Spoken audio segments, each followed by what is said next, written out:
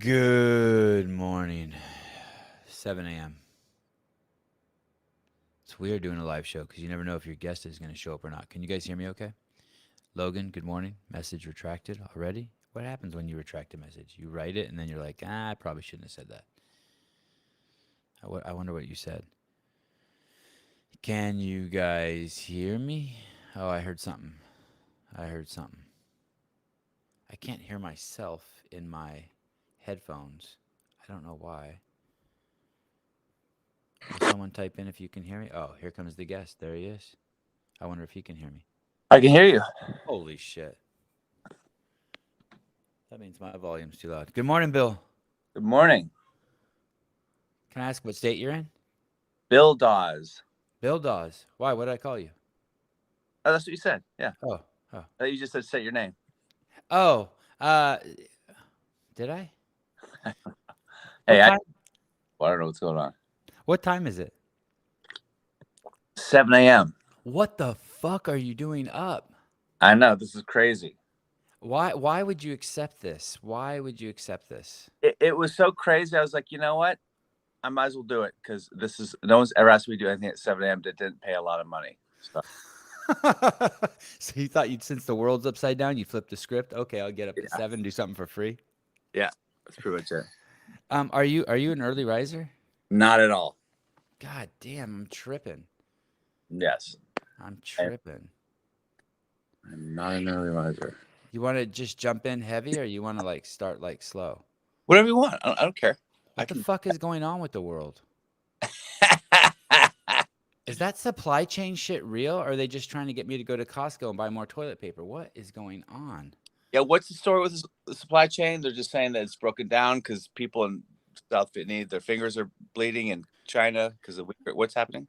I don't know, but I'm trying to do a podcast and get ready and rehearse it. And I'm taking my last minute pee and I should be thinking about funny shit I want to say to you. And instead I'm like, fuck, should I get on Amazon and buy more toilet paper or should I go to Costco and get 6,000 cases of garbanzo beans so I can feed my kids? What is going on? Are we back to being worried about if toilet paper is going to go extinct? I don't know. Worried about? I don't know. But it's cool having my own show because then it's yeah. I can. What's going on back there? Are you moving? I want to set up a screen so it's not too distracting. But hold on.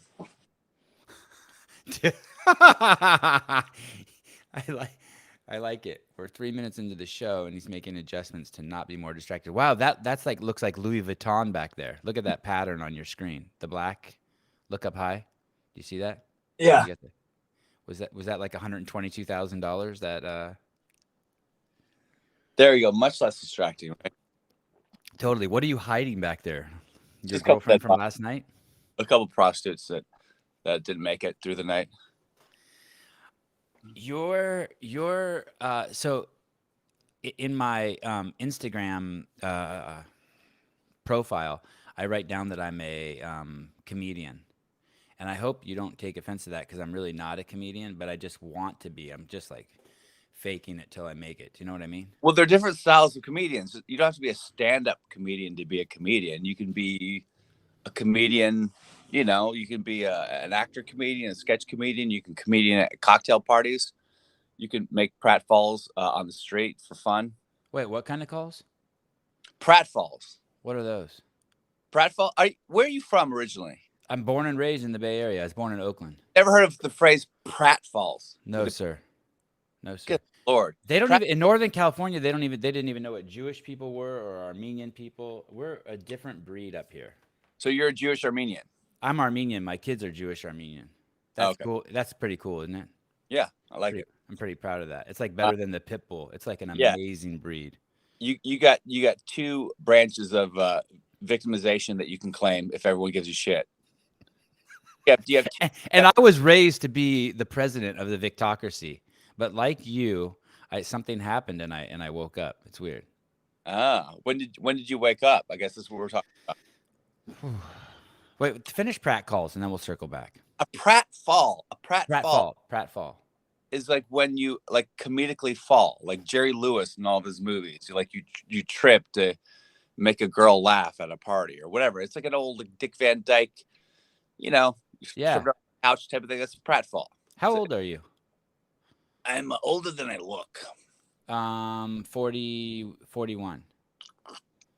42. Wow. Damn. I'm 49. I was obsessed as a kid. Remember when we were kids and there were Saturday morning cartoons and there were only Oh, like yeah. 5 stations or 3 stations? And after all the cartoons were over, they would play old Abbott and Costello reruns. And Yeah. I was obsessed. Yes. Obsessed. Yeah. And I'm going to make my kids watch all of those. I just bought the box set of DVDs on Amazon. I'm going to put it on in the DVD player in the van and just make Oh, them watch really? them all. Yeah. Kids gonna like it because I gotta say things moved a lot slower back then. As much as like the golden age of cinema, you watch some old movies now. You watch Blazing Saddles now, classic Blazing Saddles.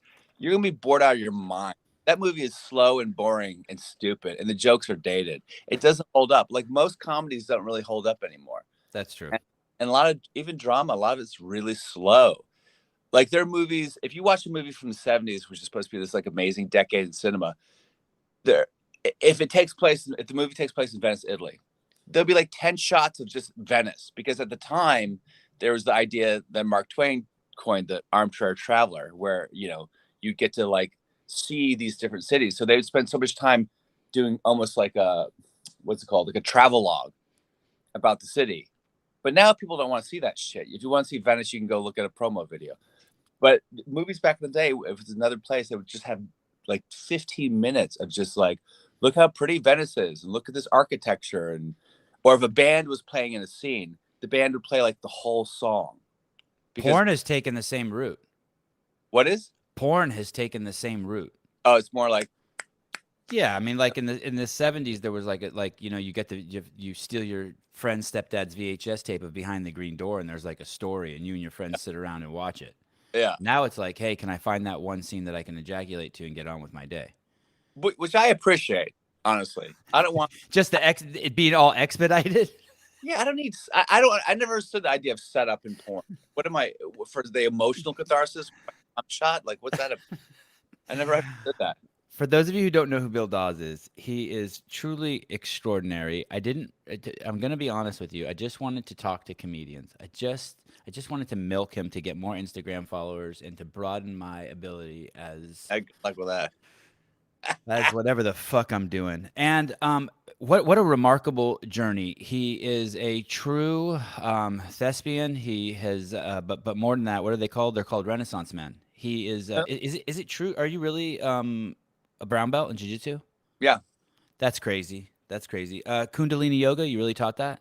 I taught that for 7 years, yeah. Yeah, and that was to get chicks for sure. Well, I definitely started doing yoga. I mean, look, no man starts yoga not to get laid, whether it's with other men or other women. But usually it's to get laid with other women because, like, you take your first yoga class and you see the Lululemon yoga butts. Right. And you're in the back and everyone's doing downward dog. You're like, really? I get to watch this for free?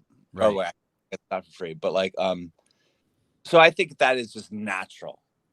So don't paint me out like some sort of pig, like a predator, but it's just natural. Like these beautiful women in yoga class, mostly. And then, so that's how I got into yoga, but to teach it. Did you ever actually have a girlfriend take you into it? I'm trying to think of how I. You remember your first yoga class? And it was probably some girl brought me. I don't remember the first one. It was when I was in grad school in New York. Oh, more crazy shit about you. I know, and you're smart as shit too. Maybe I used to be, but the marijuana and all the drinking. No, you don't smoke that much marijuana. I don't really. Okay. I don't think so. Do you? I smoke sometimes every day, all the time. So no, I don't smoke every day, but I smoke probably like 3-4 times a week. Wow, you don't have that dry, crusty skin, slurred speech kind of like burnout of my friends who started smoking in college and still smoke into their 40s. Well, maybe you're too young. Maybe it's too early in your 40s. Maybe like I'll talk to you in a year and you'll be all fucked up. No, I didn't really start until I was like mid-20s. But even then, I didn't really start mid-20s. I didn't really start because I'm a bit of a nerd until it became legal in California. And then I was like, hey, it's legal. I guess it's fine for me. So I smoked weed when it was legal. That is nerdy. but I discovered I'm not like a wake and bake. I think the friends who do that are the wake and bake. I don't like waking up and smoking, and that makes me feel really fucked up. I like, and I can curse on this, I'm assuming, but to go to sleep, because I'm a product of like an Eisenhower Republican dad, and everything that was like government approved and FDA approved is what you did. So if you needed sleep, you would take Ambien. If you were in pain, you take opioids. Like, is all like what can be. If a doctor prescribes it, it's good, right? It's moral. It's legally fine. It's moral. Same thing. That's how, like, you, when you're the product of an Eisenhower Republican dad, that's how you feel. So I would take Adderall sometimes in the morning, Ambien to go to bed. I was in this cycle, which is fucked up. It shouldn't be that way. And a lot of people are like that, and kids are like that even at a young age. So I've always tried to see what the healthier route is, what the alternative route is. So when weed came about in my life, it replaced Ambien, which was a semi-addiction for me, and it's obviously a much better thing to do than any prescription drug. I mean, I think all prescription drugs are little pieces of Satan in a capsule. So Crazy, you have crazy discipline too. do I? Yeah, I can tell by looking at your body.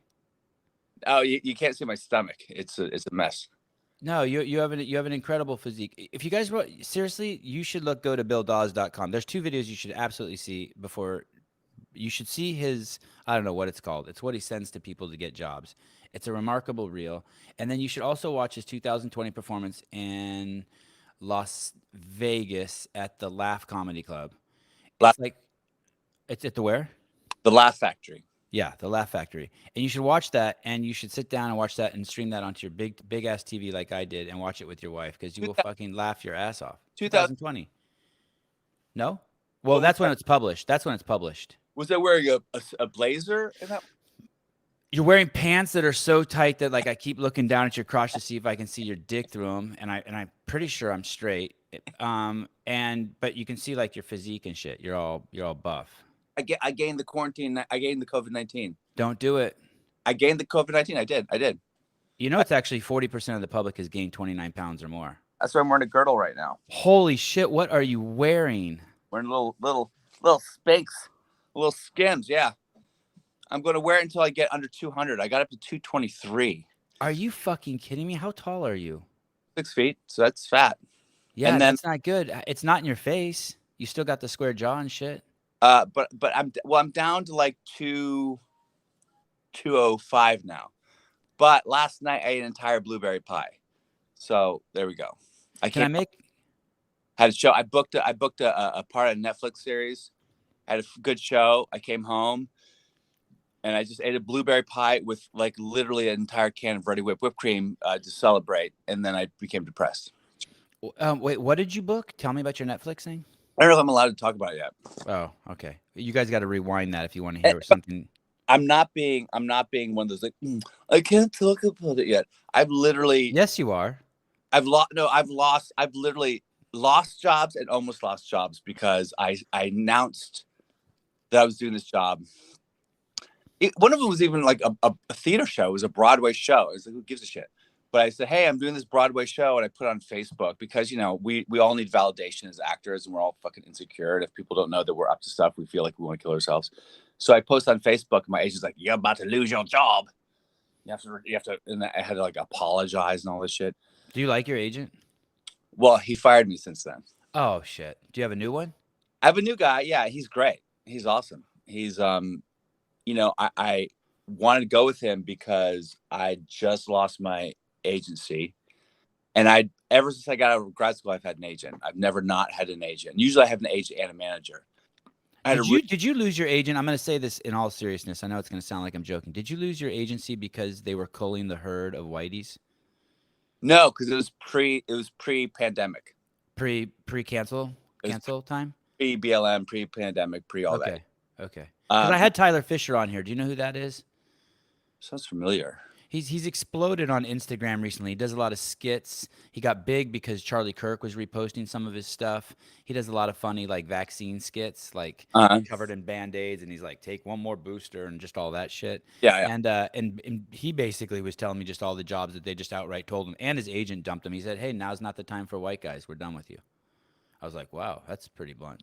Well, if his agent, his manager said now's not the time for white guys, either that's the excuse they're making, or my boy is like, because Ouch. no, They don't want to just tell you suck. that's retarded. Yeah, because let me tell you, well, maybe he does. Because the truth is, also, it sounds like he's pretty far right. If Charlie, He was super left. He was that's what's amazing about him. I mean, like this kid was super duper duper left, and and then finally you just see they just throw one too many Jews in the oven, and you're like, maybe I don't want to be a Nazi anymore. You're like, you know what I mean? Like you have your threshold. Like I was a lefty to the max, and then like you see just one too many like rocks go through windows. You're like, I don't think this is the party of tolerance. yeah, no, I get that. I mean, it's definitely one of those things where when the Republicans were the ones who were, everything was like, liberals like, guys, fucking calm down, relax. We're like love, empathy, compassion, da da da da da. Everyone needs to chill. And now that liberals are like, Republicans are like, well, they're not like love, empathy, compassion, but they're also like, stop. I feel like Republicans are kind of are weird. They're you always thought that liberals were pussies and the Republicans were the tough guys, but now that like I'm like kind of just floating in the ether, I'm yeah, realizing that Republicans are kind of stupid in this sense. They think they're going to talk logic into liberals. There's like no talking logic into them. And yet, while their shit's burning and their fucking kids are being forced to take injections, they're like, wait a second here. Can I show you this study out of Israel? While the world's like just falling apart around him, it's like, no, dude, now's the time to like. yeah, yeah. It's a weird thing because, It's so bizarre. I, like my dad, this is one of my jokes. I say my dad's a Republican, a hardcore Trump supporter. My brother's a cop, and my mom's name is Karen. Is your brother really a cop? Yeah. Oh, man, I got to write that down. Okay. Your mom's name is Karen? Yeah, which is the honky hat trick. So, Whew. that's like a weird place. But like, I love my family, and I have two older brothers who are both brilliant, way smarter than me. And one of them is one of the foremost scholars in in human rights language as a professor, and the other one is Can I get him on my show? Will you send me his Instagram? yeah, Okay, great. on Instagram. He's brilliant. But anyway, they are. I mean, they could be more diametrically opposed. The cop brother and the professor brother, they're both brilliant. The cop is also an MD, so he was saving lives, and then he realized how much he hated people, so he became a cop. No, he just kind of wanted to. He had a level of disgust at the medical system and the fraud that, there's a triangle of fraud. There's doctors who are fraudulent, the insurance companies, and their people. And it just really disheartened him. And I think being a cop was something he'd always wanted to do as a kid. So the point is, they are completely diametrically opposed. And I feel like I'm in the middle. I think I'll always lean left because I'll never be anything. Look, as much as like I love babies, and I love, and I think that life is, I don't know if life is precious. I feel like life is like a party, not like a great party. It's just a party you go to. Like, who showed up? This person didn't show up. Oh, they left. It's like, who gives a shit? Who dies? I don't care. But the point is, I could never be pro life. I just think that's a really antiquated notion about how to address the world and address women. It just doesn't strike me as anything other than misogyny. As much, even if you say, oh, it's killing a baby, it's like, okay, it's killing a baby. So what? The baby is a baby. Are you telling me the baby's in purgatory going, darn it, I don't get to live? Like, who cares? The baby doesn't exist anymore. It's not a big deal. I just could never be pro-life. I could never be anti-gay marriage. I could never be anti-weed. So there's certain like tent poles of, or what do we call them? Like benchmarks of the Republican Party that I just find so antiquated and fucking outdated that. Are Republicans against gay marriage? I think there are some that are still trying to like hold on to this. Well, traditional marriage means a man and a woman. There's still like that weird faction of Republicans that, right? Like some podcasts I listen to, and I try to like cover a large swath of podcasts, like What's the word you use? Twath? Is that like related to swath? Swath, like a large. Oh, okay, swath. Yes. Like Pod Save America, and then maybe like Ben Shapiro, or Ben Shapiro is one of these guys. He seems like he loves his family and he has a sense of humor. He's kind of a nerd, but he won't go to his friends. And he seems gay as shit. Like whenever people are like every time I hear and I like him, but I always try to I troll his account, and like anytime he says something about being straight or married, I'm like, dude, stop. Yeah, stop.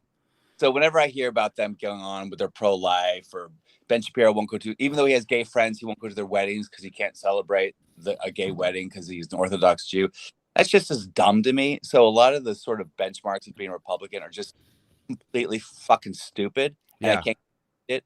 However, on the flip side, I've been really let down by like all of liberal ideology for the most part. I just find it completely hypocritical, and I don't know what to do. And obviously Biden's shown himself to be kind of a train wreck, which is a shame. In high school, I started having my suspicions about liberals when the anti-smoking thing became so strong. I was born in Oakland. I was raised in Berkeley, California. Yeah. And it was like the lack of tolerance and kind of like it was very Nazi-esque. I remember in high school drawing this circle and being so liberal that you kind of spin around and be the opposite of liberal. Yeah. It's like nuts. I was like, holy shit, this is something to watch.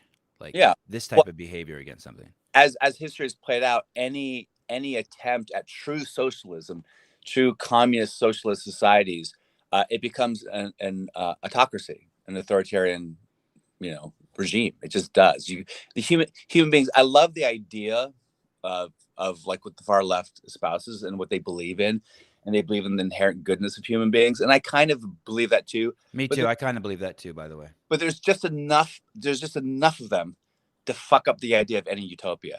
So they have this utopic view of the world that they can create, but the human race isn't evolved enough to handle it yet. I mean, the tree of power, the tree of knowledge and the ring of power are just too seductive. And the minute we bite the apple or put on the ring, we're fucked.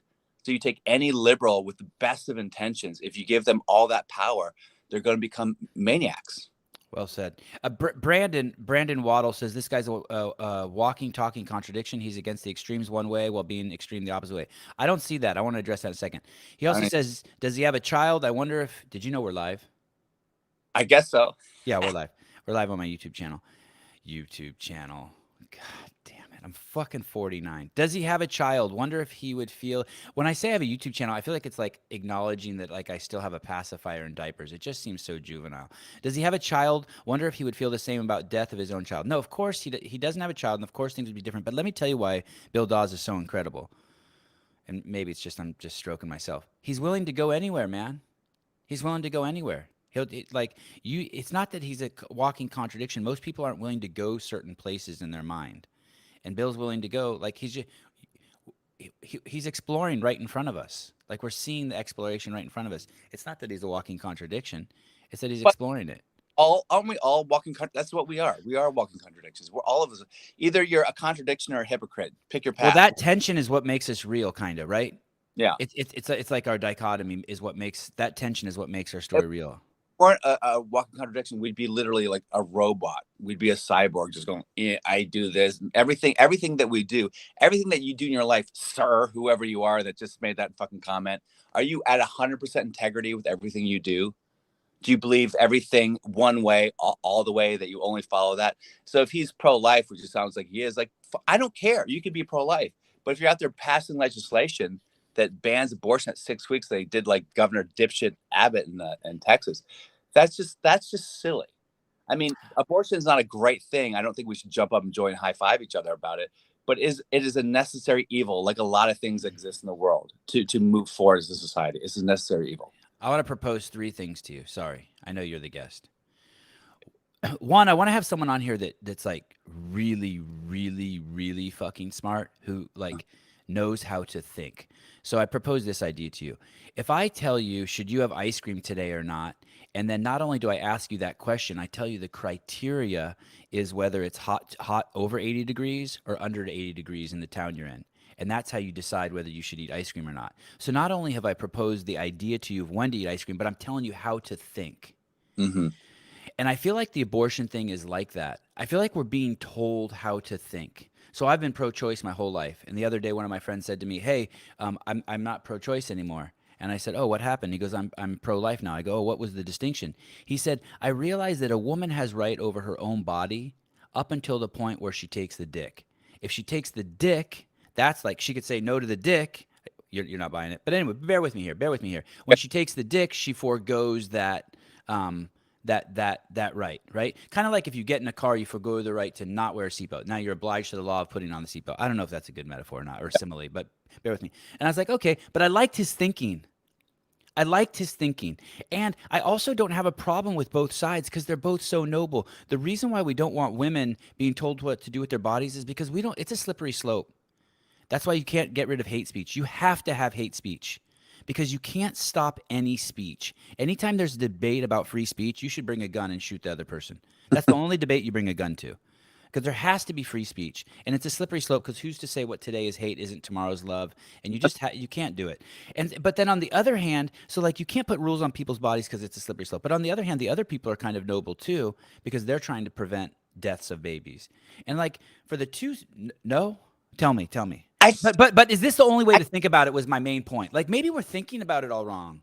Maybe they're telling us like this is the debate, and that's not really the debate. Well, yes, I actually do believe that abortion is the killing of babies. I do believe that. See, Brandon, do you see what I'm saying? This is why it's remarkable. This is what's called honesty, Brandon Waddle. This is, and I'm not attacking you, Brandon, but I want to say that's the genius of Bill Dawes. He's just being honest. He doesn't have to. That's probably what it is. But at the same time, because I've seen sonograms, I've been there for a time. I know what that's about. But at the same time, so what? Oh, so the baby doesn't get to experience life. The baby doesn't get to experience this shithole, this cesspool of fucking awfulness that is life. So the baby does what? So where's the baby now? It ceases to exist. Is that so bad to cease to exist? Is ceasing to exist such an awful thing, such a torment to this baby? Are you worried about the 5 seconds of pain that the baby has before the baby dies, where they're barely cognizant? Is that the real issue? Like, what is the issue? The 5 seconds of pain, or the idea that the baby ceases to exist? Because if it's about the baby ceasing to exist, who gives a fuck? What do you believe in? What is the world to you? Either we're stardust that comes down to earth and exists, or we have souls that cycle through the universe, or we're just nothing. So at what point does that argument actually work to be pro-life, that the baby's being robbed of anything? It's being robbed of a shitty, miserable existence. We have to shit and poo and get sick and have colds and get cheated on and get dumped. Oh, Bill, don't. Like, fuck this it. Is good. This is fun, isn't it? Yeah, I love it. So the point is this. Like, but you didn't want to be aborted, did you? Like, aren't you glad you're here? No, I don't know. Who knows? If I wasn't here. You know what I mean? That's my whole point. Like, talking about man, the essential essence of, we're talking about consciousness, right? So if my consciousness ceases to be, like, we're all going to die. Yes. And it'll be a late-term abortion when we die, ultimately. And we Wow. Are you going to be mad when you're dead? You don't know, because you don't know what's going to happen. So I just don't buy the whole, I care about the life of the baby. First of all, you don't. You're right. Convinced yourself that you care about every life of every baby. Really? Is that what you're doing? Is that really Republicans care so much about the life of babies? Is that what about this? What about the fact that, like, hey, if you don't want to do abortions, then don't do them. Exactly. So you want to impose your ideology on someone. I mean, that's why I never get the Republican mentality, because they're basically libertarian at this point.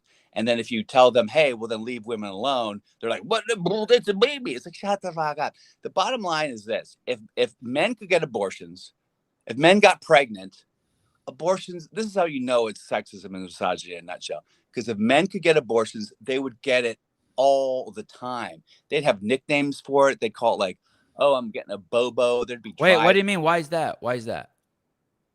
Because the men. You met men, right? You know, men. If men could get abortions, men would be aborting there'd be rap songs like, yo, I was getting an abortion. Baby, doctor was sucking a baby out of my dick. It'd be so mainstream. There'd be no taboo. Men would get it all the fucking time. God, I hope that's not true. What? If men could get pregnant, get out of here. You think if men could get pregnant, they'd be passing anti-abortion laws? Forget about it. I always think that I can go anywhere in my head, but fuck, I can't even imagine being pregnant. Do you have any kids? Yeah. You do? Mm-hmm. How many? 14. No, I'm kidding. But you're not kidding about being a brown belt. No. But you do have a kid. Yeah. And you did teach Kundalini yoga. Yep. And you claim this, and this is the only kind of like, this is the only poser thing I've seen about you so far. You said you're a professional breakdancer, and the two things just don't seem to go together. What would convince me that you were a professional? Well, I guess this way. Look, when I was in I came up in all like black neighborhoods and black schools, and I started a breakdance crew. Well, me and my friends started in like Okay, you're a professional breakdancer. seven, Fuck it. seven. You have no poser in you. You said black schools. Then we'd enter competitions, and sometimes we'd win, so we'd made money. So Did you that's have your own piece of linoleum? oh well, the cardboard that you spent out, and then I think you ordered something that you get online because you had to like order from a Not online magazine. Yes. and then we had competitions. We'd enter competitions, and sometimes we'd win like $100. So, but then after that, when I was in at Princeton for college, I became a go-go dancer as like part of my way to make like money. I would be a go-go dancer at in Washington D.C., where I was from, outside Washington D.C. So I'd come home on the weekends, be a go-go dancer, and then go back to Princeton. And it wasn't like go-go dancer like Magic Mike. I wasn't part of a crew, but I did like dance shirtless, lightly oiled. Did your dick come out? No, nothing like that. But like at the time, it was like late '90s. It was like or late '90s. It was like baggy jeans and like no shirt and like a baseball cap, and you dance on a box. And then when I went to graduate school, I kept it going. I danced in like Limelight and Webster Hall in New York City. So that was like, so to me, that's enough to qualify as. I agree. I stand corrected. No poser. Brandon says, I totally agree. I'm not going against his stance. I agree in most cases. I'm saying it cannot be a light switch on or off when it comes to morality. You kind of lost me a little bit. I think you got too smart for me, Brandon. Yeah. Excellent transition to a different story, Sevan. Great, thank you. Too many men in these comments getting heated. Whew. Bill, do you think last night when I was fussing around on my computer, I came across this video that YouTube published, and it was like the 5 best questions to ask your guest or something, and I clicked on it, and it's like this young girl like telling me like how to do a podcast, right? And I made it. I don't even remember. I just watched like 30 seconds of it. It only had 1,600 views, which I thought was like so few for something that like Google was pushing, right? Or YouTube was pushing. Oh, just randomly showed up on your feed. I don't know how I found it. Yeah, I'm sure somehow like that. But it was like one of those, like, you know how YouTube will like be like, they make content. I don't know if you know this, but YouTube actually makes content to help content creators. Like, this is how you should frame your shot. This is how you should put your microphone. These are questions you should ask in your podcast. And they're just all over the fucking place. There's millions of videos like that. And I was actually, it got me thinking, it really, I don't, there's like 2 kinds of podcasts. I don't think podcasts really matter the questions you ask your guests necessarily. I think it's the excitement comes from who's coming together, right? So the excitement of like the Howard Stern show isn't necessarily the questions he asks, but it's watching that mind come up like, oh shit, this is going to be weird. It's like mixing, it's like putting peanut butter on your cucumber. It's like, whoa, this is going to be, I've never done this before. It's like going to your fridge and just start mixing shit, right? Yeah. And I think that's what. Go ahead. I think that's why Joe Rogan got so popular, because he's sort of, on one level, he's kind of like a dude. He's just a dude. He's a jiu-jitsu guy. He was a taekwondo champion. He was? Oh yeah, he was a beast. There are videos of him like winning championships when he was like 18, I think, 17. Wow, no idea. He's a monster. So and then he's doing like Elon Musk. So that's exactly sort of like this idea of this, like, I mean, Joe always says like, oh, I'm an idiot. I have no idea what I'm talking about. Obviously, he's a brilliant man. But that idea, you can be a regular dude, a regular Joe, and sit in a room with Elon Musk and smoke weed and exchange barbs for an hour and a half or 2 hours is pretty remarkable. Yeah. But I also, podcasts is like, a lot of times when I interview people, you know, I don't want them to answer questions. I want the questions to be like just a stepping stone for just them ranting about some bullshit, and I can like zone out and think about the chores I have to do during the day as a host. I'm terrified if my brain wanders. Terrified. Oh, really? Yeah, because I'm terrified. I don't want anything to slip in, and I didn't hear it. Like I'm on full, like I'm like a dog who's looking out the window at a lizard running back and forth on the patio. Like, you ain't getting anything by me, motherfucker. You know?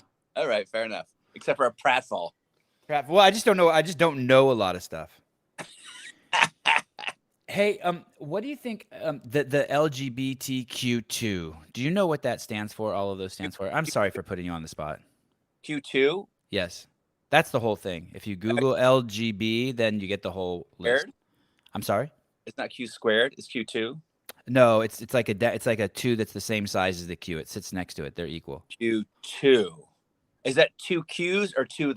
Is it in parentheses in a two? So like, are we using like the mathematical principle of distribution? Like, what's the? Is No, the Q sir. It's just a bunch of letters and then a number at the end, like you'd see like two? if you picked up your Well, phone, like your serial number. I think people got annoyed by the AI plus. I think that just got like weird. Oh, I don't know what that is.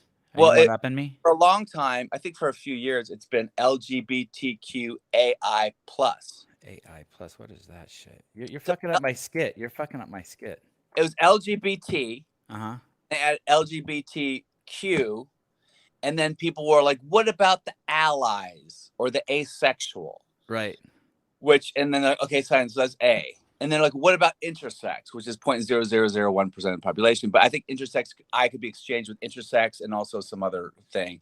And then someone else said, well, what about people who like dogs but don't fuck them but are in love with them and whatever it is? They said, look, we're just at a plus sign to cover the whole panoply of different sexual things and non-sexual things.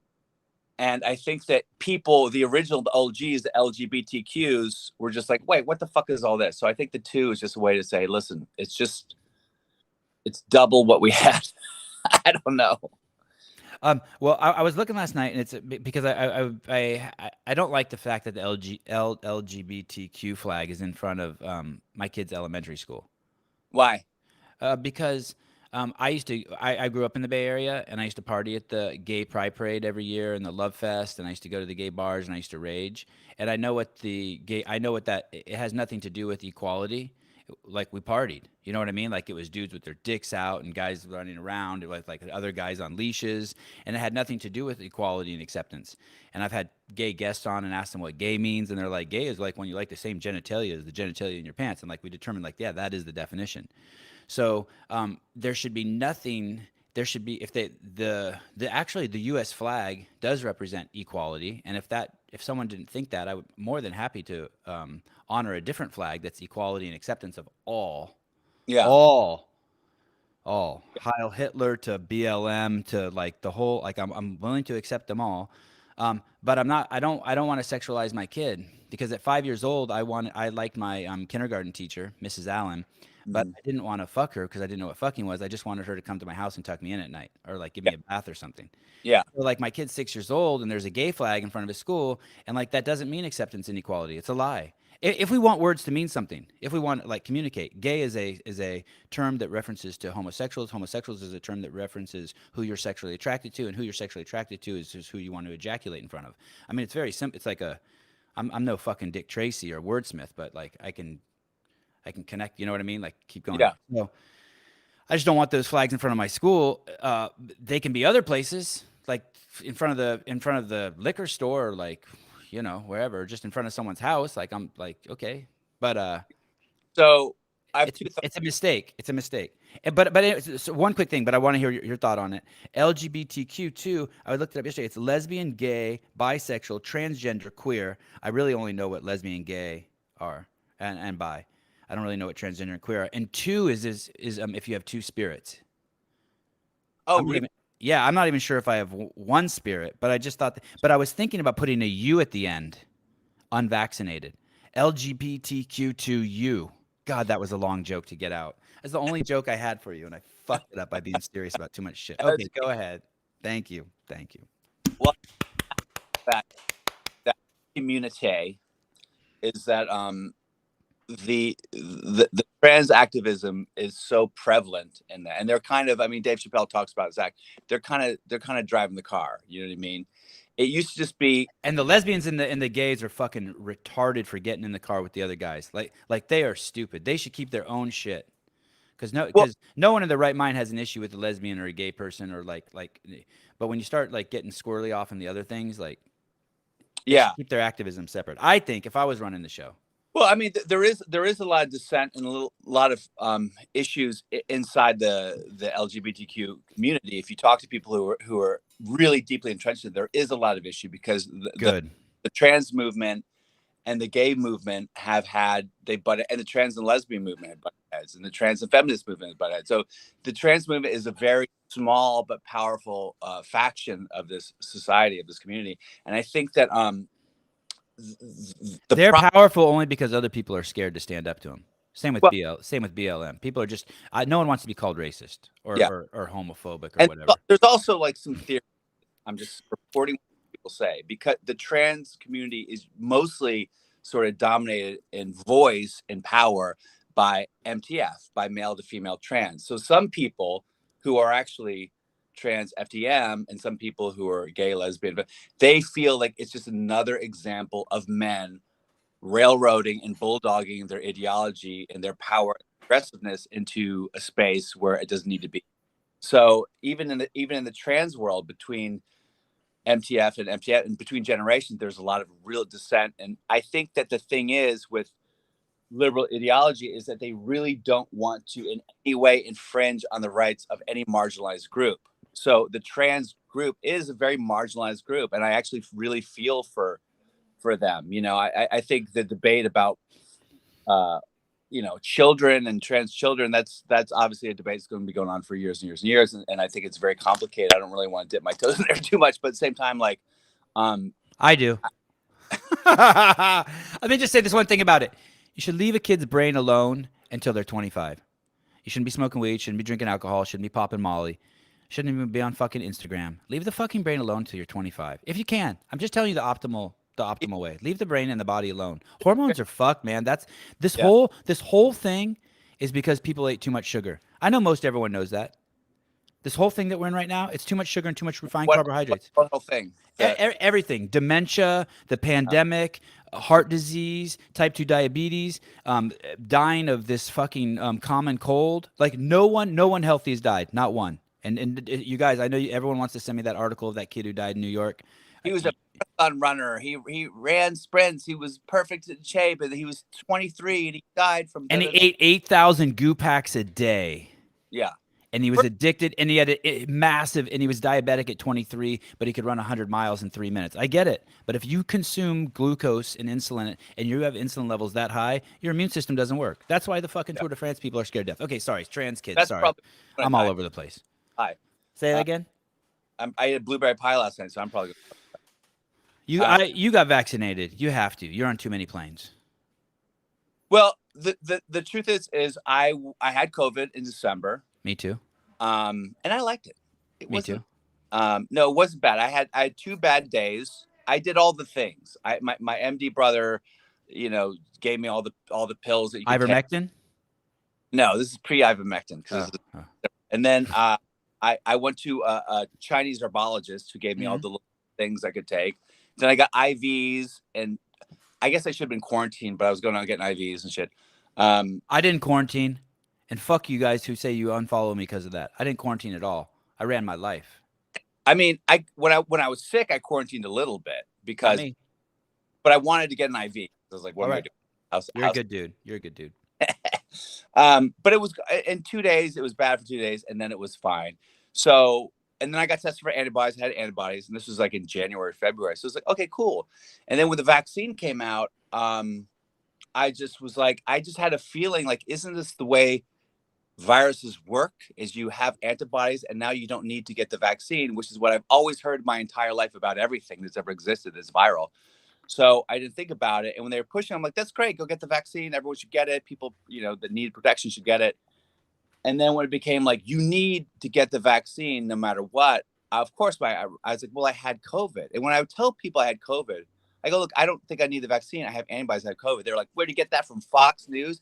And that was making my head explode because I'm like, no, just wait, because studies are going to come out, as they have by the dozens, showing that immunity from COVID is stronger than immunity from the vaccine, which is just what any sentient human being. And for some reason, and this is my biggest problem with liberal, and I still identify as a Democrat, I still identify as liberal. My biggest problem is the fact that when they make a mistake, they never go, oops. And they're supposed to be the smart group. They're supposed to be the people who have complicated, minds. They can think different things at the same time. They could be walking contradictions, as Brandon said, whatever. But the truth is, like, they've lost that ability for some reason. They can't go, hey guys, you know what? There's 100 million people who had COVID who've recovered. So if you have antibodies and you can prove antibodies, then you can work on a set. Then you can be on a TV show. Then you can go back to work. Then we can't fire you. But if you have no antibodies, then we feel like it's that. So Bill, just take the shot so we can get back to normal. Just take the yeah, shot so we can get back to normal. I can't admit that the vaccine isn't quite as effective as I wanted it to be.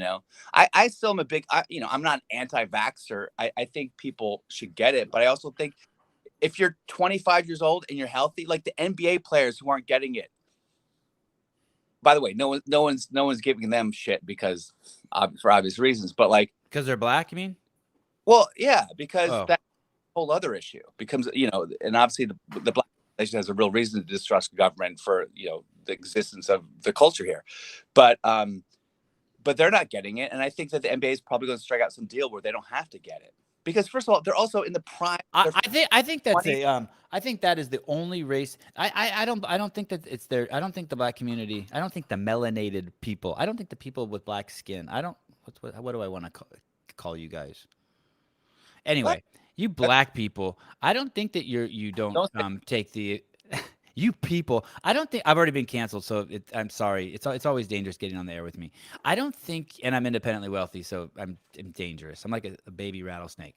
I don't think that they're not taking the vaccine because they don't trust the government. I think that the black culture are significantly better critical thinkers than the majority of the public. I think that they have a mastery over thought and language, and of course I'm like fucking super generalizing, but like if I think of the most articulate, least verbose, most to the point culture that I've ever met, it's got to be black people. And if I want to think of the smartest group of people I met, probably Ashkenazi Jews. But like, fuck, man, like it takes a long time to get shit out of them. Yeah. Black dude will tell you what exactly what's going on in 3 minutes. See that girl See that girl over there looking at you? She wants to go out with you just twice though, and she wants to ride in your car, and then really she wants to fuck me because I'm your best friend. I mean, they see the whole fucking thing.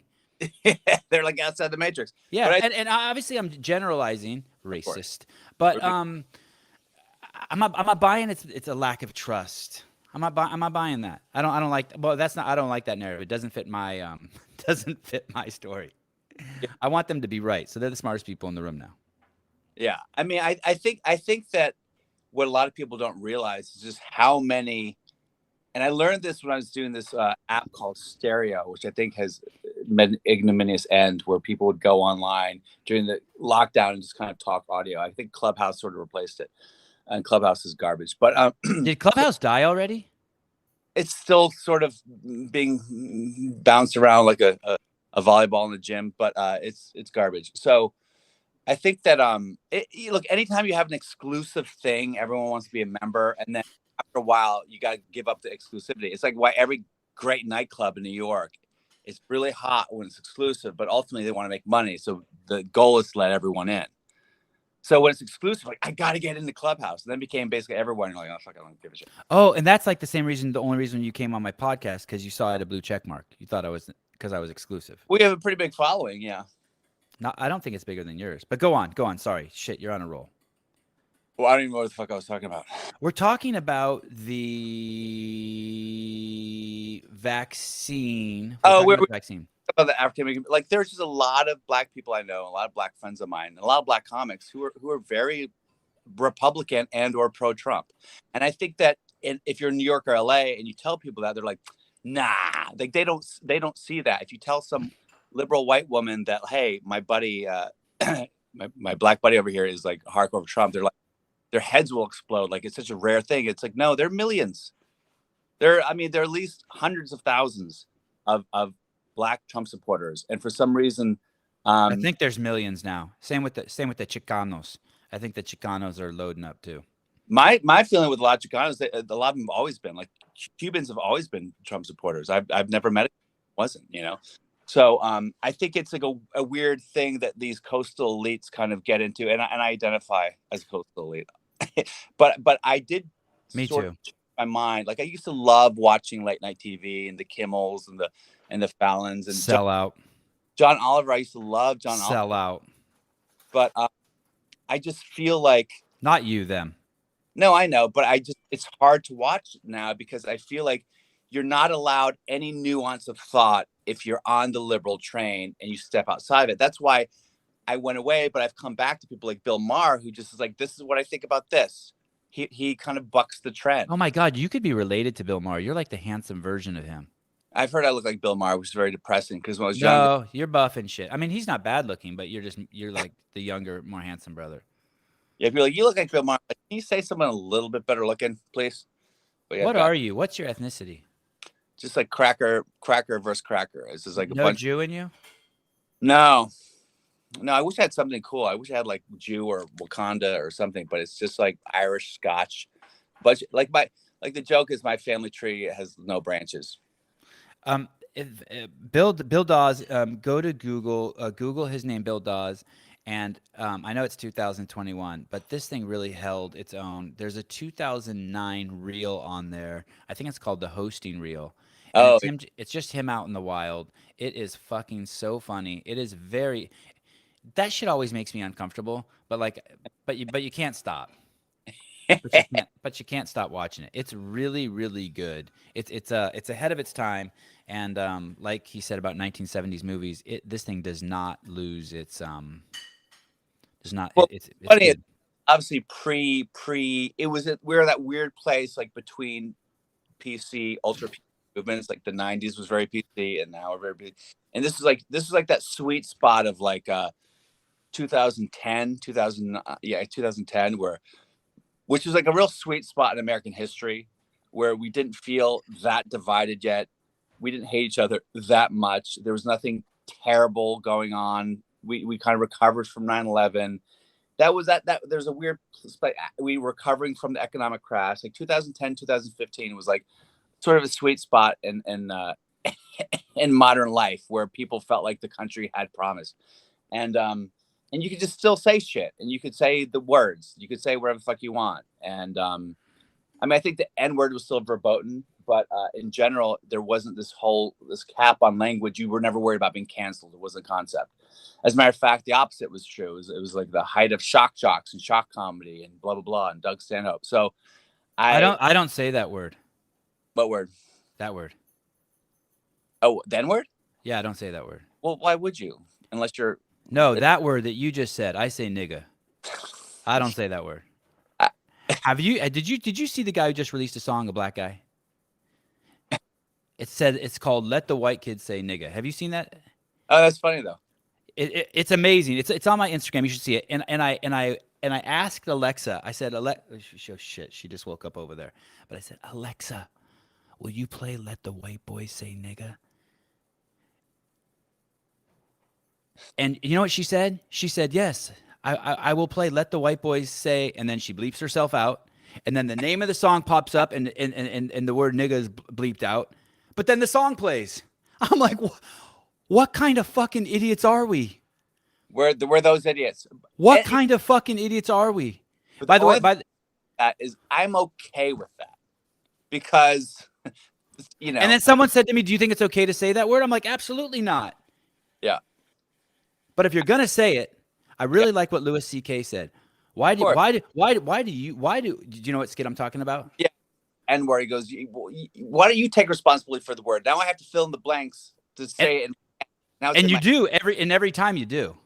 And yeah, it's a small concession to a community that I don't think it's a bunch of white Karen liberals that are asking for it, drive around their Priuses, texting radio stations. I think it's like the black community really does feel an ownership over the word, as well they should, that they don't want to share.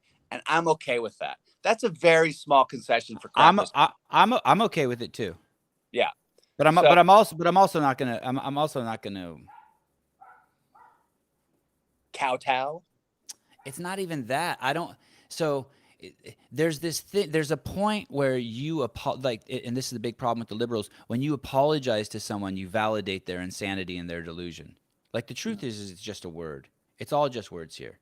Yeah. And the truth, so if I say, one of my friends recently, who's got a big following, like 1 million followers, he's super buff, and his name is Noah Olson. He's a CrossFitter, amazing guy, one of the nicest human beings I've ever met. He usually competes at the CrossFit Games. I don't know if you're familiar with what CrossFit is. It's this fitness methodology thing. I used Yeah, to work there for 15 years. Okay. yeah, And they and he went from 200 pounds to 185 pounds or something. And he yeah, said, "Hey guys, look, I tried really hard to lose 15 pounds." And normally CrossFitters don't talk about weight loss at all. We just work out and eat right. yeah, Weight loss is for pussies. And so he did that. And some people are like, "Hey, you're not being a good role model by losing weight." And people attacked him. And he said, "Oh my God, I'm sorry. I didn't mean to offend any of you." And I'm to tell Noah, I was like, "Yo, dude, when you say sorry to them, I know that you're a people pleaser. I love you to death. You're a good dude, but yeah, you're actually making them weaker. You're acknowledging their delusion as something that they should have been offended by. It's perfectly okay to say, shut the fuck up and don't be offended by what I do. You yeah. fucking I, idiots." I think that if all you get is liberal white women complaining about the thing, then Sexist. if you hear about Don't worry, 80% of my listeners are dudes. You can beat up on, no, and the women are like kick our ass. no, but if that's the only, like, for example, I do a lot of comedy shows in urban rooms and black rooms, and I'll say jokes that are directed towards like aspects of the black community. Um, Oh, the bail joke is amazing. the what joke? The bail joke and the pussy tight joke are amazing. But like the only people, if black people are getting offended by those jokes, I wouldn't get booked in those rooms, right? But these white women getting offended on behalf of the black people, on behalf of and that's, and if the Mexican people aren't getting Yes. joke, if the then it should go, like, let it go, white woman. But they just don't see that. So if they're the barometer of what is offensive and they're the only one, like back to the N-word, like black people don't want you saying the N-word. They do get actually offended by it for the most part. Not in, I mean, there are comics who've said it for years and can kind of get away with it. Louis C.K. was kind of getting away with it. Chris Rock got heat because Chris Rock was like, well, you can say it. You know, you're one of the few white people who can say it. And everyone's like, what the fuck do you mean by that? Well, because Louis C.K. wrote Chris Rock's best albums, which people don't know. He wrote for Wow. yeah. And you could actually hear Louis C.K.'s voice in Chris Rock's best shit, his first two big specials. Bigger Wow, I had no idea. Absolutely. He wrote for Chris Rock because that was before Louis C.K. ever became famous. I think he never thought he was going to become what he became, which is like a guy who jerks off in front of women. No, but he is a brilliant writer. He was a perfect writer for Chris Rock. The reason why Chris Rock's special wasn't as good because Louis C.K. wasn't writing for him anymore. Anyway, I probably should have said that, but here we go. So, but Louis C.K. obviously is a brilliant. He would say it and he would get away with it. But We have 32 viewers right now. You're safe. But in general, I don't think that I don't think it's something that I don't feel strongly enough to die in that mountain. But No, me neither. You know what I mean? So, but you just said. But I'm already dead. I'm already like. What do you mean? I'm already dead. Canceled. What does that mean? The New York Times wrote something stupid, bullshit lies about me. It caused me to lose my job. I'm shadow banned to fucking hell and back. Yeah. Like. It doesn't matter. It doesn't matter. I'm a professional van driver. I'm raising the 3 greatest kids who ever walked the planet. My wife loves me to death. I'm fucking one of the nicest people anyone could ever meet. I'm just a good dude, and so there's nothing can happen to me. So what is your, so in making this show and doing this radio / podcast show, what is the point that you want to do? Is it because you want to help other people, or just a way for you to vent? Or what sort of end goal? So when I was an executive over at CrossFit Inc., I worked there for 15 years. I started there when there were 300 gyms, and I was head of the media department with 100 people working for me until we had 15,000 gyms. My boss got canceled, the company was sold, and when I was there, I had a podcast that was very big, huge, fucking crazy. I'd only done 100 shows and it was taken off. What? It was a CrossFit podcast? Yeah. And my favorite subject was like weight loss. Like just bringing people on and just asking them every question about weight loss. Was it weird the first time? But questions that like a normal corporation would never let their podcast person ask. You know, like, do you remember the first time you saw your dick? How has the viscosity of your semen changed after you lost 100 pounds? Is it weird taking off your shirt? Just like and what was the greatest trick to losing weight? Just tons of like stuff like that, like real talk, right? And so I also did a show with a guy named Chris Cooper, who's the largest consultor of gyms in the world. Basically, like if you have a small gym or any kind of gym or even a small business and it's failing, you can contact this guy and he'll help you get it off the ground. And he's amazing at it. And he's so fucking awesome. And he gives away all his books for free and all this shit. So I had him on the show. When he was on the show, some other guy was listening to the show and his business was failing and his business started to succeed. So flash forward, this is about 6 months ago or a year ago, and some guy contacts me and he says, "Hey, I'm Matt Souza, and I want to know why you're not doing your podcast." I said, "Because I'm cool now. I'm like done with life, and I'm just going to raise my 3 little boys. I have 2 4-year-olds and a 6-year-old, and I just drive them around and make them into superhuman beings." And he said, "Well, I'd really like you to start your podcast up again." I said, "Okay, but I don't want to." And he said, "Well, I'll give you one of my employees to help you get it off the ground." And I go, "What the fuck are you doing, dude?" And he goes, "You had this guy Chris Cooper on your show, and when he was on the show and I listened to your podcast, my business exploded. Now I got a bunch of money, and I want to pay it forward to you." Oh, I'm okay. like, and I'm like, "Nah, I'm good. I'm good. Thank you, though." So then I get off the phone, and my wife goes, "Dude, what the fuck's wrong with you?" I go, "What do you mean?" She goes, "You always tell me that the universe is conspiring to help you, that it's like impossible for you to fail because it's always just fucking puts a stick up your ass and props you up."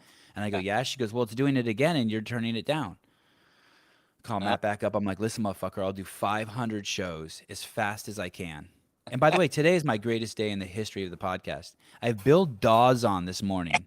And do you how- know who I have on this tonight? who? Alexander Volkanovski. Really? The UFC champion. So I have you. You're the biggest comic I've had in the history of the show. I And, get bigger comics. I was to tell you. and then so that's my story. So that's what I'm doing. I'm like a Labrador. I don't really have like like you just throw a tennis ball and I'll start chasing it until I get it. Got it. Yeah. And that's kind of where I'm at. Yeah. That's cool, Alexander. I love that. I do a podcast called MMA Roasted, which yeah, we talk about him a lot. You do? Yeah, I do MMA podcast. Got a comic named Adam Hunter. How come I didn't find that one? Because I don't really, it's more like Adam's thing. I'm kind of like the sidekick to him. And I just he just has me there when he kind of goes off and rant. I'll just kind of go like, yeah, and they'll add a little quip here and there. I like being a sidekick. Like I would love, I don't know if you ever listen to Tim Dillon. No. You never listen to Tim Dillon? No, is it a podcast? You gotta listen to the Tim Dillon show. I mean, maybe it competes with you, but it's just a very different thing. He used to work with subprime mortgages. He's a comic. He's a kind of a heavyset gay white guy. And he got into I guess he probably started 10 years ago, but just a couple of years, I guess maybe during pandemic, his podcast exploded because he would take these very right-wing bents on things. And I don't think he's a gay man, so he's not super right-wing. He's kind of like in the middle, but he would almost be like Stephen Colbert and play. But I feel like he plays the right-wing angle so much that he's almost like converted to being like, people look at him, they think he's a Trumper and a hardcore, he gets a lot of hate, but he is probably one of the best podcasters in the business right now because he will just go on for 20 minutes on a rant about something that bugs him, and he'll do it like completely without filter. I mean, you would really appreciate this guy. I'm trying to feign that I think that's cool and I'm going to check it out, but like in the bottom of me there's like jealousy stirring. Yeah, no, but I'm like, I get that because I'm a comic and I understand the podcast, but just listen to Tim Dillon, and it's not an interview show, but he has a sidekick, and I'm just like, I want to murder that guy and just be Tim Dillon's sidekick where I just get to sit there and laugh at it. Like, what a great gig. Would you be better than his sidekick? I mean, his sidekick does the job, which is he'll take abuse from Tim Dillon. Tim Dillon will mock him. He'll Google something and make a comment. He seems like a smart guy. But would I be better? Of course I'd be better. God damn it. Yeah, I had a sidekick, Brian Friend, and he was awesome. I used to abuse him. And then before him, I had another sidekick at the CrossFit podcast called Matt Bishel, and I used to abuse him. That's the best thing. Anytime you start just getting insecure, it just gets a little weird. You used to attack him. But no one wants to do a show every day. No one really, unless they get paid. And so that's the luxury I have. So you're getting paid by this guy? No, not anymore. I don't get paid, but I don't need to get paid. Yeah. You know what I mean? That's that furniture behind me is the furniture I grew up with as a little kid. I'm frugal. My wife's Jewish. She doesn't make me spend any money, and I'm just chill. So do you get a lot of haters? You get people coming after you at all? No haters. Yeah. Zero. People are I'll go to war. Yeah. I will fucking go to war. And I'll bring it anywhere on Instagram because no one could like I said, I've been decimated. I had everything taken from me. Yeah. And I was like, oh, okay. Now I will say this in terms of like speaking my mind about stuff. You're pretty good, man. You're pretty good about it. Most part. But on the other hand, like I am still beholden to corporate interests. You know Of what I mean? course. Yeah. I am going to be doing a Netflix series soon. So I do like, there are certain things that I'm not just going to like spout whatever because of free speech and it's funny. But like I am going to I'm going to be measured sometimes in what I say, because I think like in the back of my mind, there still is the idea of like, oh, I will suck the fucking cock of a corporation to get money, because money is an issue, isn't it? I wonder. I walk around here like I never would, but no one's trying to put their cock in my mouth. So like it's easy for me to say that. You know what I mean? Like if Yeah. Netflix called me and they're like I fucking despise soda pop.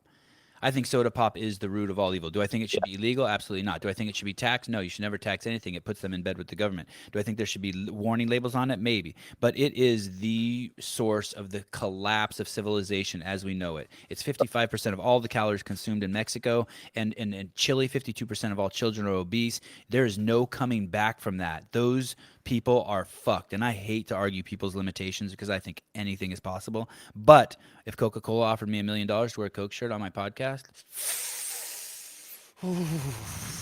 sell out. You feel like Diet Coke is better? Do you think it? No. No? It's bad. It's bad. It's really bad. And you know the CEO of Coke is on the Pfizer board. Really? Yes. I don't know. Wow, so he's making some money. Dude, the whole thing is so fucking incestuous. It's fucking nuts. Basically, what the vaccine is it's codependency. We've known since the 30s, since Otto Warburg won the Nobel Prize, we've known that sugar is the root of all evil. That it is the collapse of it's the root of every single sickness. But, I mean, I know that's hyperbole, but shut the fuck up. It's somewhere between the 90 and 100 yard line of all sickness, added sugar and refined carbohydrates. And so when we just keep coming with these band-aids, people are like, "Oh, but Sevan, you're such an absolutist. Even though you're right, we have to give them the vaccine because no one can cure themselves that fast." You're arguing other people's limitations. Believe in people. They've had 2 years. It only takes 28 days to stop being metabolically deranged. Mm-hmm. Follow the carnivore MD. Just eat as much meat and hard cheese as you want for 28 days. Hard cheese. Yeah, purge yourself of all added sugar and refined carbohydrates, and then for there, start adding in vegetables or whatnot. But like, throw yourself into ketosis. I don't know if you know what that is, but that's when your body starts burning. Okay, and your desire for sugar will go. It's a tough 3 or 4 days. Don't be a pussy. You're gonna die prematurely if you don't do it. Yeah. So we go into ketosis. Do you just stay in ketosis for the rest of your life, or you just kind of get there? I wasn't able to. I go back and forth. I was like doing it so hardcore for like 6 months. Weird shit started happening. Like my heart started doing some weird shit. My fingers started getting cold. So I started adding in some more carbohydrates. You know what I mean? Like I still, like, my kid had a birthday and I didn't eat a piece of cake at it. Like I have no desire to open up that. I'm not doing that. It's not extreme not to eat cake. It's actually the exact opposite. Yeah. It's really extreme to eat 6 layers of different kind of just insanely processed sugar. That's Sevan, you're right. I didn't know about this guy, but he's funny as shit. The Wad Zombie. Dude, I'm telling you, start digging around. You click on anything he does on YouTube, you won't be disappointed. Are people making comments that are like hateful? You're like, I'm not going to read this comment. Are they like, fuck this guy? If his square jaw is real, I bet you his dick is huge. Love, Sally. Wow. No. I made that up. Hold on. No, they're all good comments. Even Brandon Waddle's like, "Hey, I'm not disagreeing with this guy. Lay off, guys." Oh, nothing but love on this podcast. I love it. Yeah, it is. I have 1 or 2 in my. I get a ridiculous amount of DMs because of what I post, and only like there's like 1 or 2 consistent people who would just want to come in there and fight with me all the time. But even our fighting is like. Sometimes, like, at the end of the DMs, it'll come down to, like, hey, fuck you, or you're a Nazi, or you know what I mean? And then, like, a week will go by, and they'll DM me again. They'll be like, hey, what's up? You still stupid? And I'll be like, yeah, I think so. You know what I mean? And then we start up it's kind of crazy. Yeah. I find that I'm pretty comfortable in both worlds. Like, I have some friends that are pretty... They won't say they're QAnon, but they're QAnon. Like, they're like, I'm not QAnon. But, you know, Pizzagate's real. And you're like, oh, Jesus Christ. And then I have friends who are like super, super on the other side. One thing about the vaccination I found, too, is that I have just as many like Republican friends who are anti-vax as I have liberal friends. Mm. The yoga community and the natural spirit and the fucking healing energy bowl type of people and the Burning Man, they don't want to get vaccinated because they don't want to put anything unnatural in their body, and they like, I'll go to Air One once I'm sick or whatever. I'll get my chi aligned with the whatever the fuck it is that they want to do.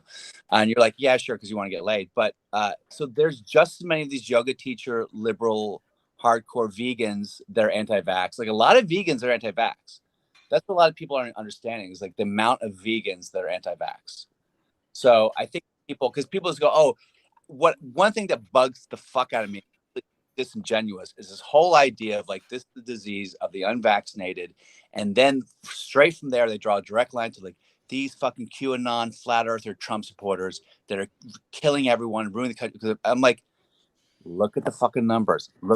Look who's, oh, I got so passionate, I killed my phone. Look who's, like, there is obviously a lot of women that won't get vaccinated. There's a lot of black people that won't get vaccinated. A lot of Mexican people won't get vaccinated. There's a lot of people who make the choice not to get vaccinated, and it's not just Trump supporters. I don't know exactly what the stats are, but I think there's a parity there that the media doesn't want to talk about. Are you tripping on Australia too? Oh, like what's happening there with the fucking lockdown, COVID-0? I had a guest yesterday who told me that they've been locked down for like 238 straight days. Kate Gordon. What? Really? Good Lord, man. And how many, are there like 2 cases or something? What's going on there? I don't know. Yes, it's like that. It's like that. So once the 2 goes to 0, then are they going to let people out of their houses again, or what's happening? I don't know, but she agrees with me fully. Like basically all of the, there's going to become a point where that shit's going to spread like wildfire there, like it did in the United States. And Yeah, I mean, I think there's, I mean, look, we're never going to know the truth about any of this shit until 5 years from now. right. And hopefully 5 years from now, there will be an independent study and people really look at all the ramifications, what happened. And then we'll know, first of all, we're going to know about if the vaccine and what the side effects of the vaccine are in 5 years. We're not going to know about them now. I mean, anyone who works in immunology and vaccinations will tell you that you don't know about the side effects of any of these things until at least 2. So we have no idea what the side effects could be. It's never going to be anything good, like it makes your dick bigger. That'd be fucking awesome, right?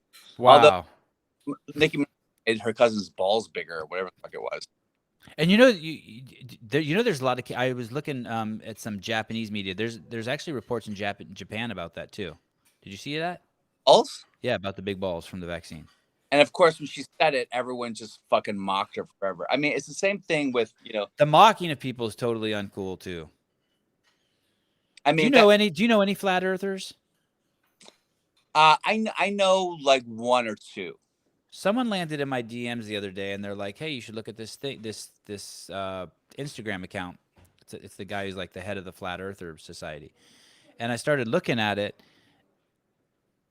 and there's just premises in there that are just fucking utterly like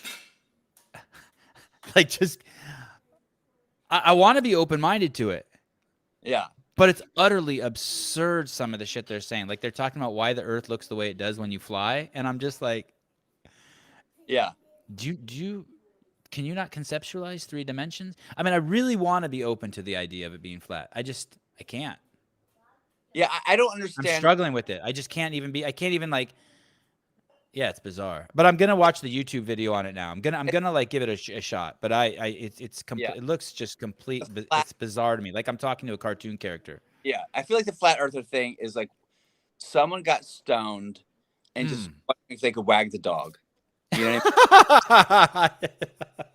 Someone got stoned and said, "Look, man, what if the Earth was flat, bro? Can you imagine? Like, what could be?" And maybe he was good at physics in high school or college, and said, "Yo, if it's like a parabola and there's a vortex of gravity, dude," and they just came up with this.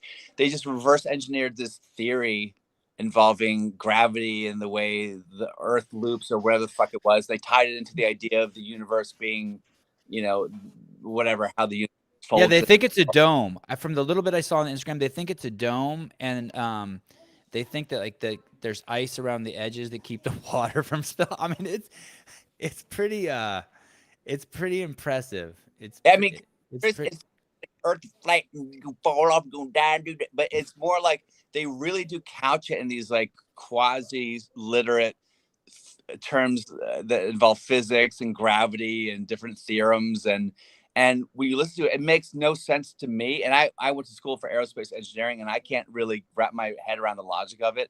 But I feel like I've had too many concussions, so maybe I'm stupid. But it's not the flat Earth theory is couched in really sort of pseudo intellectual shit to make it seem less stupid, and that's why people get duped into it, because they're like, "Wow, this guy, he's a physicist, and he said that because the gravity we get when we go on this, we get sucked back into this parabola of whatever the fuck it is." It's very bizarre. It's entertaining, and I think a lot of people just like to jump on these bandwagons because it's fun to debate shit. Or Because like also, Christians don't believe that the Earth is like more than 3,000 years old and that dinosaurs aren't real and all this shit. And I'm like, what? What? I want to be open to it. I really do. When they talk about it, I want to really be open to it. yeah, But or I just start. I guess I'm just too judgmental. It's like really hard for me to like to go there. I'm like, but I'm so good at going anywhere. I don't know. I went to Kentucky, not to brag, for Uh a huh. show. Uh And huh. they have a replica of Noah's Ark in Kentucky. It's probably about an hour outside Louisville. And of course I had to go. And again, they have a lot of scientists, a lot of smart people got together to make this ark. And the whole ark is basically, anytime people shit on the idea of Noah's Ark, it's just a way to say, no, but look, here's how you get here's probably how the filtration, and they have all these charts and pie graphs and different systems. And well, how do you get every animal? Well, not every animal, every genus of every animal, not every species exactly, but every type of animal. Here's how they would put them, and they really thought it through. You know what I mean? And I don't know really what the end goal is, other than they just go, we have to believe in the Bible, we have to believe in the Word of God, and let's do our fucking best to make it seem like this was a real thing. Was it Because cool? Was it cool? it is sociologically, as an experiment, you got to go. It's fucking incredible. Is the boat huge? Is it like the Titanic? I mean, it's huge. I guess it's big. I don't can't really think of a scale, but you Google Noah's Ark in Kentucky, and they say, because I think in the Bible it's something like 2 billion cubic meters or some fucking like, well, a cubic back then was a different thing in the measurement, so they just made a big fucking boat. And it's a tour, and you go around, and I've met people there that have been there 7 or 8 times. They just keep going back, and they feel, and I'd take my kids there. I'd take my kids there. yeah, it's pretty crazy, and it's pretty unbelievable that people, but it's not just dumb people. That's my point. People will recruit scientists just to kind of like I said, reverse engineer a theory or a belief system. If you have a belief system, then you will reverse engineer any concept into that belief system. Liberals and if a black man gets shot, a liberal have to reverse engineer racism into it, right? If something happens on the other side, then the Republicans. It's just how the human brain works. We have a belief system. There's a great quote that said, "It's easier to trick someone into something than to convince them out of something." Say that again. Say that one more time. It's easier to convince something into something that isn't true than to convince them out of something that isn't true. Ah, yes, yes, yes. I've been You know, seeing some great quotes like that. Yes. so I forget exactly what it is, but it's that just speaks to everything. So if your belief system is what, I guess it's a belief. It's really hard to convince a person into a belief system than to convince them out of a belief system, right? No, opposite, right? Once someone has a belief system, it's like almost impossible to wake them up. It's Okay. impossible to get out of a belief system, but you can Right. convince them into a belief system. You can indoctrinate someone into a belief system, but once they're in that, get them out of it is impossible. I mean, that's why people with Trump, and look, I think it's pretty safe to say, even if you have like Trump to a degree or a Republican, like he's a fucking idiot. Like, and he just can't stop stepping on rakes. I mean, I think the guy could probably win in 2024 if he wasn't such a goddamn fucking moron. But he just can't help himself because that's in his DNA. So but What people on the left need to know is that people who are jumping ship from the left, they don't want to vote for Trump. no, You're giving them, but you're giving them no choice. Like when you start making it so like you can't go to work, and your kids can't go to school, and you can't yeah, leave your house, and and the parks say no old people over 65. I mean, you're in Los Angeles, you said? yeah, I mean, it's crazy here, people. Like for those of you who don't know, like it seems a little normal to us in California, but California, Canada, the UK, Australia, it's fucking nuts. yeah. I mean, we are surrounded by fucking intense wackadoodles, like people who are like scared of you. It is fucking bizarre. I'll be But walking down the street barefoot, just my fucking tongue dragging on the sidewalk, and people are like, ah, but eat a dick. hiking trail, and you'll see someone run like a 25-year-old runner with an 8-pack running down trail with a mask on. I'm like, stop, dumb. Unless you want like hypoxia just to improve your cardio, like that's fine. But otherwise, like, how are you gonna get infected? There's no one within 50 yards of you. The USO tour, Uh-huh. you did that? Yeah. I did a USO tour, yeah. Tell me, how do you get asked for that? And is that like is that a moment where you're like, holy shit, I've arrived? I must be good. Serious. No, I was touring with and writing for Jamie Kennedy. Mm-hmm. When I first started. I think I lied to him. I told him I'd been doing comedy for 3 years, but I've been doing it for like 6 months. And I would kind of do the thing that you do, which is you drive to a city so you can be a feature for a comic. I would, rent a car and drive to Cleveland just to be his feature. And then What does that mean? Like go up before him? Yeah. Okay. And then, so then after a while, then they rely on you. They work with you and they start bringing you around. But so then the USO, he got invited to the USO because, this was, I guess, 2006, 2007, when he was, maybe it was 2008, 9, something like that. Maybe it was 2008. Anyway, so, and his star was pretty high back then. So, it was Paul Wall. I don't know if you know Paul Wall. He's like a Texas rapper. And he had a couple of rappers and breakdancers and Jamie Kennedy and me. And we went to Iraq and Kuwait. And we had a bunch of trips scheduled for Afghanistan, but so many helicopters and cargo planes helicopters were being shot down from FOBs at that time that we were grounded a lot of it. So we just performed in Iraq and Kuwait. Do you do that for free? Do you get paid a stipend, anything? Get paid. And it was like, I guess you get paid like $1,000 for a week or something like that. Or maybe 1,500. It's not like a huge amount of money, but they fly you over there. It's such an amazing experience. And, yeah, I got banned at the end of the last show. I got banned. So What happened? I'm glad I asked. Because, well, when we were in Kuwait, they were like, listen, you got to be very careful about what you say in Kuwait. This is like a G show, maybe PG at most. But none of your shit is G. So I had to dig deep and find that, like, hey, bread's weird, right? Remember the end piece of the bread, whatever. You just find whatever stuff. Or you take jokes that are kind of PGR and you kind of like sort of try to modify it. And it was fine. So I go to Baghdad. Like, listen, we get to Baghdad, you can say whatever the fuck you want. These people, they pick up dead babies out of rubble. They see awful things. Like, it's wrong. So I did a 3 p.m. show with a group of like Marines who had like literally like their fucking M16s or whatever, like by their side in their chairs while they were listening. It was also 3 p.m. in the middle of the fucking desert sun. And so I did the set that I wanted to do, which is pretty dirty. And I had a bit that I would call the Nestle Knockout, which is about how, I mean, I guess I can do the bit. I don't do it anymore. I've retired it. But bring it out. It's sort of, I mean, it's based on a true story. But so I did that bit at the 3 p.m. show. And the head of the USO, this woman Tracy, was like, she's like, listen, she's like, I would strongly recommend you don't do that bit tonight. Because then we had a big show in Baghdad at Camp Victory with like 8,000 people. Right.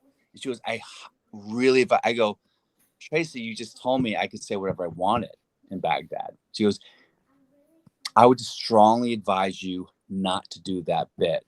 I go, okay, you're recommending I do it because you don't think it'll work. And she just kept repeating, I just recommend you. I was like, okay, I take it in account, whatever. I don't know. I heard you.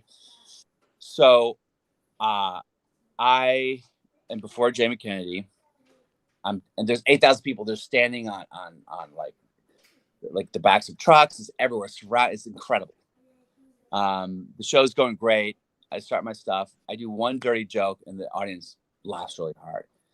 I'm like, oh, fuck, they want it. They want the fucking Nestle Knockout. They fucking want it. So I keep going, do another dirty joke. I'm like, so I look over at Jamie Kennedy, who's off the side. I'm like kind of shrug, like, should I do it? And he's like, go ahead. He gives you.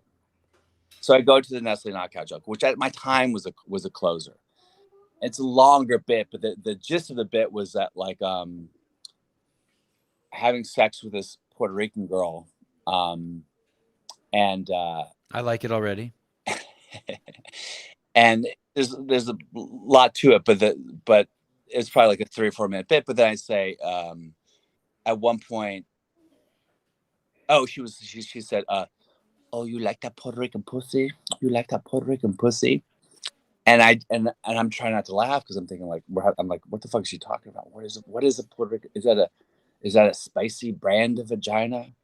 So it fucking like a Triscuit. I do a whole like slew of different types of racial vaginas and what it would mean, right? They get some laughs, and that's fairly innocent. And Yes. Oh, and then I kind of and I lose my boner because I'm laughing about this. Not like a Puerto Rican pussy, like what it could mean. And then she can tell, so she goes, she takes out her shirt. If I do, and it's literally she says, do me fine, pull my hair, do all that shit those white bitches won't let you do. And I go, like what? Pay for dinner? I don't know what it is that white women won't let you do. Like I feel like the craziest women have always been like the whiter the. Last time it was a black girl, I tripped my finger up her butt. She's like, oh hell no, what you doing, cracker? Last time it was a white girl, I put my finger up her butt. She's like, what are you doing? Put your old fist up there, motherfucker. Fist me and punch your face. Fist. I want the Nestle knockout. Ow! And I go into like so time, fucking. And at that time, to the whatever it was a huge, and it got this huge 8,000 fucking troops. Huge reaction, murder. I felt great. I felt amazing. I got off stage. Jamie went up there, and Jamie was like, "Okay, I got to be cleaner based on what Tracy." So Jamie just bombed. He just Catholic. He just fucking bombed. Like I'm not gonna. Do you feel bad for him when he bombs? I mean, like, are you uncomfortable? Like watching another comic bomb, does it make you like hurt, like your soul hurt, or like? It depends how they bomb, because sometimes the comic will funniest thing you'll ever see in your fucking life, because they are actually, you know, they're funny, and you know how uncomfortable they are, and that's hilarious to you. Right. I think it's hilarious. Like there's a comic named Brian Holtzman who's kind of really blown up the Austin scene right now. But when he was in LA, he would do these late shows. He would follow like Dane Cook, and he was like a very like angry guy, and he's hilarious. And comics know he's hilarious. But at that crowd, a bunch of young millennials who are, you know, there for Dane Cook, he just wouldn't work, and you'd watch him fucking bomb. But he was still committed to it, and it was hilarious. I mean, I love that. I love comics like that who don't give a fuck. And bombing is part of the agreement they have with themselves and with the crowd, which is like, I don't give a fuck what you say. If you're offended, go eat a dick, you know? Yeah. Right there. I'm a little bit of a people pleaser more than I care to be. Anyway, so the next day she was like, I told you not to do it. I was like, no, Tracy, you strongly recommended I don't do it. And she was like, well, you're not welcome back to USO. And I was like, well, I mean, not like I'm dying to go back. Like, I guess if I go back to Afghanistan now, what am I going to perform for the other troops? Who knows? So that was a long time ago. So I'm sure if the opportunity came, I would love to go back. And since then, I've performed for other promotions with armed services. Like, they're Why like, did you retire that joke? Sometimes I feel like things are a little, I don't know, flat-footed. They're a little broad. Like, white people be this, black people be this. It's not a terrible joke. Sometimes the broadest jokes are the funniest jokes. It just felt like it involved fisting someone and punching them in the face. It just had this like hint of domestic violence that, like, as much as I'm all for that type of comedy, if it's funny. Like, I used to have a joke, which is also a joke I don't really do anymore. I changed it, where a girl said, she asked me on a date. This is a true story. I mean, except for the punchline. And she asked for a date, and the bill came. Aren't you gonna pay for this? I'm like, well, you asked me out. Should you pay? She goes, well, I don't know. I'm just old fashioned that way. I was like, well, yeah, I'm old fashioned too. So I slapped her for talking back to me. That's a quality joke, right? But quality. That's some Dangerfield shit. At the end of the day, there's just that weird hint of domestic violence that, like, you know what I mean? I get it. You Same know, thing with like molestation humor is hilarious until you have kids. Then you're like, I don't yeah, know about that. I don't know. yeah. Do you like Tosh? I love Tosh. I mean, yeah, Tosh is what I would say is probably he might be a bigger inspiration to me than any other comic right now. Oh my God, we're cut from the same cloth. He's my favorite. I think he's like he's just I don't know. I can't get enough of him. I could watch his specials like over and over and over. See, this is the thing that people don't get about Tosh or people who aren't really like comic.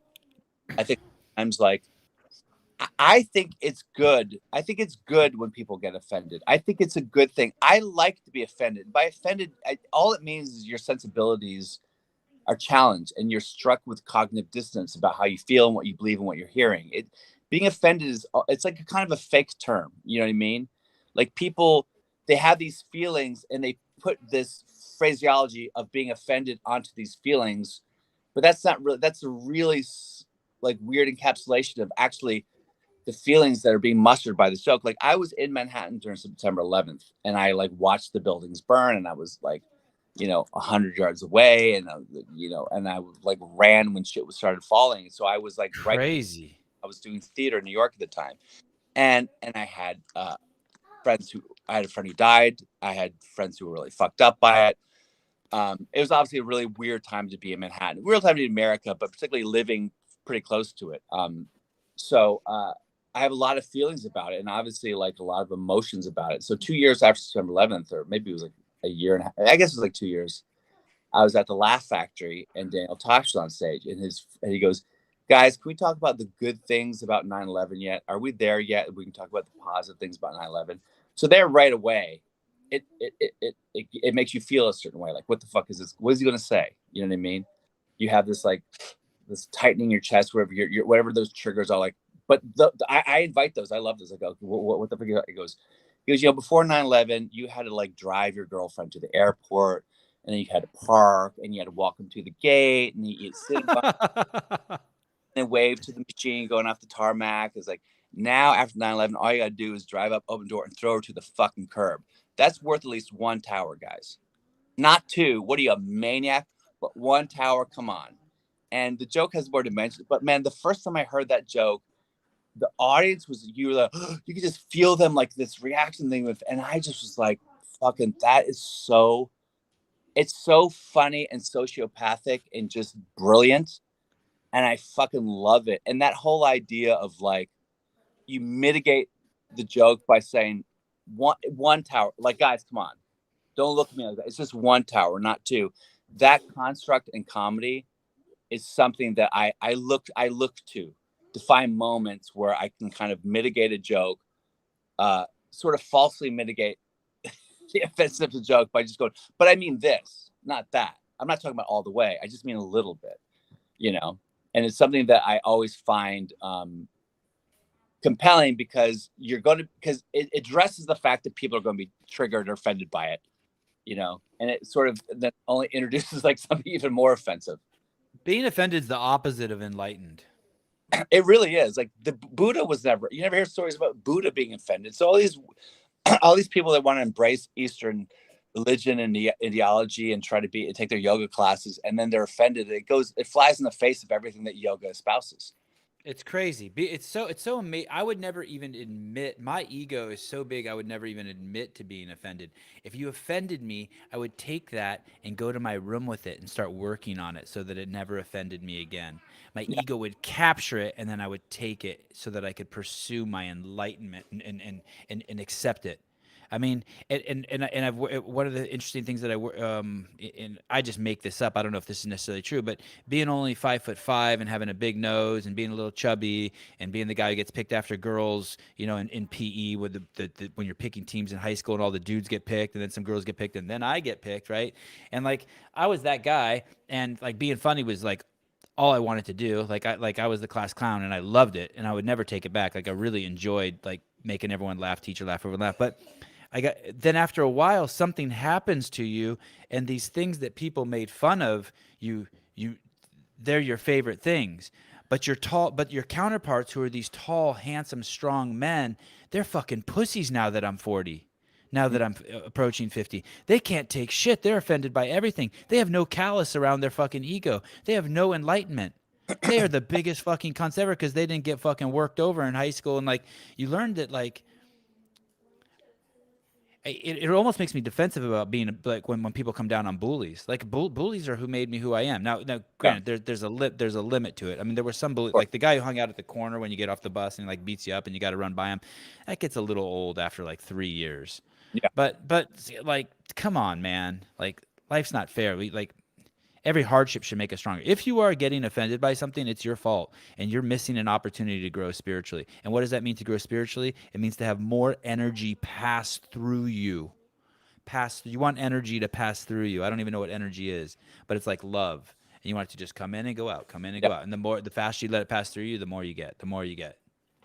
Almost any philosophy espouses the fact that you shouldn't take things personal. Right. I mean, any major religion is just like things, do not take things personal. Any self-help is don't things personal. And literally being offended, it's the opposite of that. It's everything is personal. Everything is an affront to you. Everything is attacked you. And that you're justified in that because you're marginalized. You're justified because you're from a disenfranchised community. And that applies to white people, black people, male, men, women, whatever. People find their own ways to ascribe themselves as marginalized or disenfranchised, you know? So Victim mindset. I think that's, and I get it, because it's not like there can't be victims, but at the end of the day, you look at the largest group of victims. I think one of the most powerful books is A Man's Search for Meaning, written by Eli. Is it Eli? I always forget his name, but I read that at a very seminal time in my life. And here's a guy who survived the concentration camp, and he was able to find meaning there and after, and go back and forgive his captors and forgive the people who held him. I mean, I think there's nothing more powerful than forgiveness. Those books are crazy. I've read a couple of those books. People in concentration camp who forgave their captors. Yeah. There's nothing more powerful as a human to give love, empathy, and compassion, and to forgive. And for some reason, we've fucked it up. We've lost the thread. And now we think the most noble thing we can do is to attack people and be the opposite of forgiving. And it's almost more noble to not forgive someone for anything they've done, for a comment they made 10 years ago, for a post they said, or what the guy who's up for Jeopardy, he made some comment about boobies, maybe some sexist jokes. I mean, it's a shame. It's like we've made that a virtue, the ability. And I don't know what that's about. I don't know who's helming that. I don't know if it's just like a collective unconsciousness that we can't escape from at this point, or if there's a way out of it, but it's just where we're at right now, which is why I'm still, to this day, I got to be a little bit measured about what I say, because I just feel like, and also at the end of the day, I do think that it's really easy to fall into like hatefulness and divisiveness, and to like label people and to point fingers at people. That's fun. It gives you like a sugary rush to kind of like, fuck you, motherfucker, piece of shit, and you fucking C word, you fucking N word, like I get. You don't say cunt either? No, I say cunt for sure. Oh, okay. Yeah. I feel like cunt is sort of like still, it's right there on the edge, because Australians say it as like a term of endearment. Isn't that amazing? Yeah, so that's probably what's keeping it alive. But also, it's we're about behavior, and I don't think it's necessarily genderized, because you can call a guy, that guy's a fucking cunt. You know what I mean? Yeah. So I do realize that it is a tricky word. I mean, sometimes I would do, if I get heckled, I don't like to really, but sometimes with hecklers, if they go, "Oh fuck you, that's offensive," or blah blah, I go, "Look, hecklers are real." Yeah, it happens. I had a show where this woman I was talking about Charlottesville. And it wasn't like I was like on the side of the protesters. The joke was basically about like, calm down about Nazis being on the rise. Like, Nazis aren't. I'm 6 foot tall, 200 pounds, blonde hair, blue eyes. I've never once been recruited by the Nazi party, and I'm a first round draft pick by the Nazi party. Right. No one's ever been like, "Hello, would you like to know more about the organization? We have some pamphlets you can share. You could like us on Facebook or retweet us on Twitter." And I do this whole German thing, and I go in, and it was going fine. And then I talked about how they were saying Jews will not replace us. I'm like, you see how they're not saying black people won't replace them, because like, obviously, like black people aren't worried about that. Like, you're never going to hear an announcer like, off the bench coming in 5'4" rookie sensation Rabbi Moshe Leibowitz or something like that, replacing LeBron James. So but it's not an offensive bit. But this woman, because people died, a woman died in Charlottesville. She's like, people died in Charlottesville. How dare you? I go, look, I'm not saying hate speech. I'm not like, these are jokes. This is not hate speech. I would never say the N word because it's offensive to black people. I would never say the C word because it's offensive to cunts like you. And I love it. it ignites the crowd. And that's just like a go-to. If I ever get like people get offended, I go, oh my God, I don't want to offend you. Like, this is not hate speech. I'm not doing that. Like, listen, I'm not. It always works. I use it sparingly because I don't want to, because I do feel like you have a little, and this girl was crying at the end of the show and blah, blah, blah. But also at the same time, like, I hope she becomes a better person for it. Right. Of You know what I mean? course. Yep. Paid money for. We're in a basement at a Chuck E. Cheese, basically, and you're getting offended by jokes I said because someone died. Do you not understand what comedy is? Do you understand that comedy is processing death and pain and rape and misery and torture? Do you understand it's our only way out of that fucking morass of fucking hell that is life? Without comedy, there is nothing. There's no fucking joy. It's just fucking and eating. We need comedy. We need irony and sarcasm and sardonic behavior. Otherwise, like, what are you doing? So I just don't understand these fucking people who go to comedy shows and look, I understand like finding someone not funny. Like, if she didn't think I'm funny, fine. Don't think I'm funny. Don't watch my YouTube videos. Don't subscribe to me on Instagram, where the fuck it is. But at the same time, you're going to go out of your way to start heckling me and start telling me you're not fucking funny, you're racist, you're sexist, whatever the fucking shit is, to make a point about your belief system in a show that is I'm getting paid for. Go fuck yourself. Eat a dick. Walk out of the room. Get hit by a bus. I don't care. But don't fucking heckle me, you dumb cunt. Yes. Bam. I've had you on an hour and 41 minutes, but I need to ask you one more question. Okay. How close are you to getting your black belt? Good question, man. I mean, I should have it by now, really. But how many days a week are you training? That's the thing is, like, I'm very inconsistent. Like, I was going back between LA and New York a lot, and at Henzo Gracie, and then my academy in LA, and I actually got belted for my brown belt in LA. But because you go back and forth, you don't get like the consistency of the time. So my black belt is far off right now, because right now I'm kind of not at that same dojo. I'm there very sporadically because of some stuff. I've been traveling so much. So I don't know. I mean, it bums me out that I'm not on a strict regimen to get my black belt. I think I have to get my feet planted somewhere and find a dojo. I also work in Austin a lot, and I've been looking for a dojo in Austin, but like most of the dojos in Austin are all no gi, and I'm a gi guy just because I'm older. Oh, really? Is that true? Yeah. Most of the gis, is no gi's huge in Austin. Well, no gi is kind of taken because no gi is the sexy shit. No gi is where you fucking put on the rash guard, you look all fucking ripped, and the Gordon Ryan and Gary Tonin and all the real pimps are all doing no gi, and Eddie Bravo. There's something like sexy about no gi jiu-jitsu. And their argument is it's closer to what you would actually experience in a street fight. But I disagree, because in a street fight, you're not going to be covered in fucking man sweat. You know what I mean? When you start doing no gi, within 5-10 minutes, it's just slime. Everything is just slimy. And now the no gi game is pretty much like ankles and heels and knees and heel hooks. And you know what, man? I've been lucky. I played soccer and I was a dancer. And I've just been blessed with really great knees and great ankles and decent hips. So I don't want to all of a sudden like be in my 50s having to deal with fucking, knee issues. Jiu-jitsu injuries. Yeah. So like with the gi stuff, you still, shit happens to you. Like I've busted teeth, I've broken fingers, and I've doing judo, I've broken toes and shit. But at the same time, like, I don't want to get an ACL snap because someone puts me on a fucking heel hook that fast. It's just not that. I'm not that competitive at the end of the day. I'm not so like, I got to be the best. Like, what would you need to do to get your black belt like 3 days a week for 3 years? Like, you need to like just. No, I think if to get my black belt now.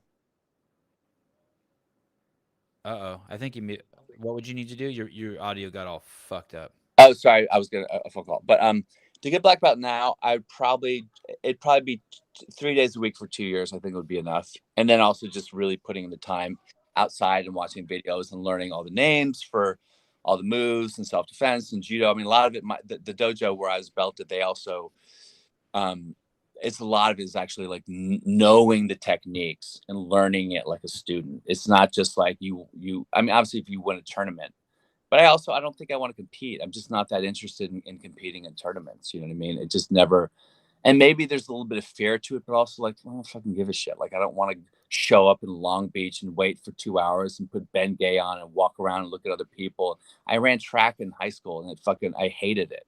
It was nerve wracking. And I felt like it was a thing that I needed to do. And then you become an adult. You're like, I don't need to do that. A stand-up comic is talking about track being nerve-wracking. That's fucking. I'm having trouble believing that. I mean, you're in the most nerve-wracking career in the world. I don't think so. I don't think so. I think it's pretty.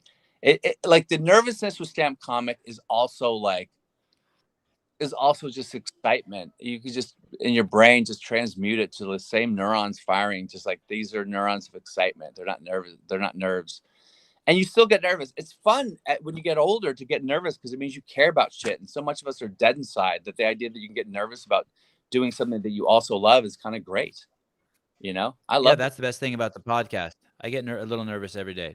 Sometimes a lot nervous. I was a lot nervous this morning. I'm going to be a lot nervous tonight. I don't know why. It seems very natural for you.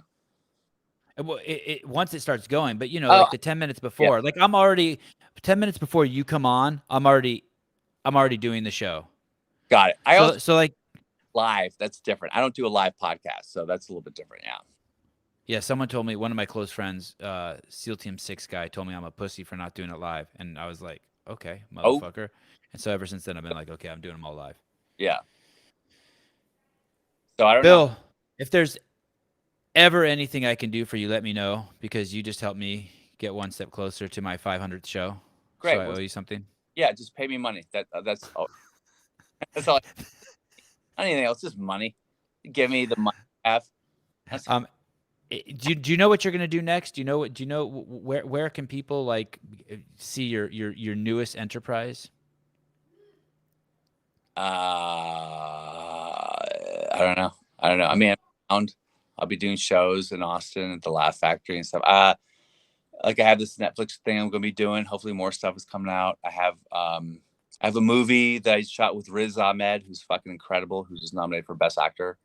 What's the name of the movie? It's called Encounter. It's kind of crazy how many movies and TV shows you've been in. Like when I looked at your reel, I'm like, holy fuck. Yeah, I've done a lot. Nobody knows who the hardcore. But you need to do that one thing that's a fucking massive hit to kind of like push you over the edge, and then it's just like, whoosh. But I've done a lot of things that were supposed to be hits, and they weren't. So there's that. But you weren't on Game of Thrones. No, exactly. Or Girls, or like certain shows that are like industry darlings that if you're on, all of a sudden like the doors open. But if you're like a guest star on SVU, which is an amazing show, it's not going to be the thing that's going to propel your career, really. It's just going to get you insurance, Someone just gave us $5. Sorry, that's a lie. Someone just gave me $5. $2.50, bitch. have my wife Venmo you. Ladies and gentlemen, go check out Bill Dawes. You guys, thanks for everyone tuning in early morning. Make sure you check out tonight's show with Alexander Volkanovsky. This is the biggest day in the history of the Sevan. He's the man. Podcast. He is the man. Yeah. And bam, we're not live.